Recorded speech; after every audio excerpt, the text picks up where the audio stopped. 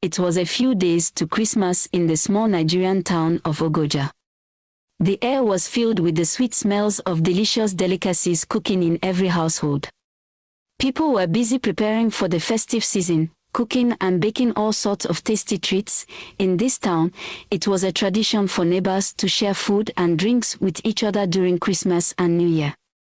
Everyone looked forward to this time of year, not just for the celebrations, but also for the opportunity to bond with their neighbors and share in the joy of the season. In one of the houses on the street, a woman named Madam Aji was busy cooking up a storm in her kitchen. She was famous for her big pot of stew that she would cook every Christmas, and people would come from all over the town to taste her delicious cooking. But what people didn't know was that Madam Aji had a rather unusual way of preparing her food. She had a habit of spitting into the pot of stew before serving it to her neighbors. This had been going on for years, and no one suspected a thing. Madam Aji would lovingly serve the stew to her neighbors, who would then praise her for her delicious cooking. But little did they know, they were eating food that had been contaminated with Madam Aji's saliva. As the day went on, the smell of Madam Aji's stew wafted through the streets, enticing everyone with its delicious aroma. People's stomachs were growling with anticipation, and they couldn't wait to taste Madam Aji's famous cooking. But one person was not so enthusiastic about Madam Aji's cooking. A young girl named Neoma had always been suspicious of Madam Aji's food. She had heard rumors that Madam Aji was not the cleanest person, and she had always been hesitant to eat her food.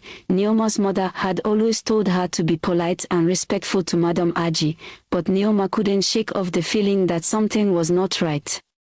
She decided to sneak into Madam Aji's kitchen to see how she made her famous stew. As she watched from behind the door, she saw Madam Aji spit into the pot of stew. Neoma was horrified and couldn't believe what she was seeing. She quickly ran out of the kitchen and told her mother what she had seen. Her mother was shocked and immediately warned all their neighbors about Madam Aji's unusual cooking habit. The news spread like wildfire, and soon everyone in the town knew about Madam Aji's spit stew. The people of the town were shocked and disgusted. They couldn't believe that they had been eating Madam Aji's contaminated food for all those years. They demanded answers from Madam Aji, who was forced to confess her strange habits. Madam Aji apologized profusely and promised to change her ways. But the damage had already been done. The townspeople were outraged, and they demanded that Madam Aji be punished for her wrongdoing. The town's elders gathered to discuss the matter and decide on a course of action. They debated long into the night, with some arguing that Madam Aji should be forgiven and others demanding that she be severely punished. Just as it seemed like the elders were about to reach a decision, a strange noise was heard outside.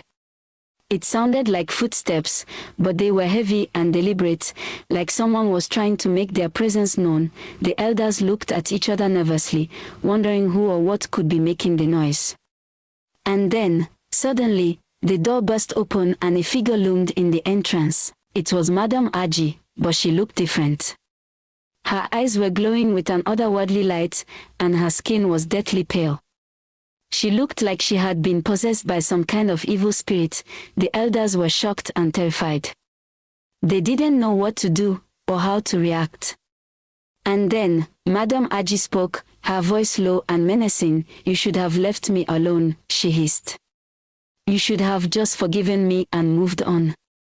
But now, it's too late. Now, you'll have to pay the price." She looked at them, and they knew that they were in grave danger. They knew that Madam Aji was no longer human, but a vessel for some kind of evil spirit. And with that, Madam Aji raised her hands, and the room was filled with a blinding light. The elders were consumed by the light, and when it faded, they were gone. And then everything went black. Madam Aji vanished with the elders.